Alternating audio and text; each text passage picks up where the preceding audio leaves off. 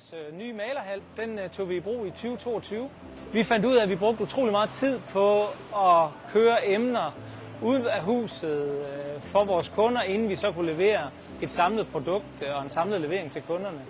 At vi har fået det in-house har gjort vores produktionsplanlægning og vores leveringstider markant bedre. Så en klar optimering.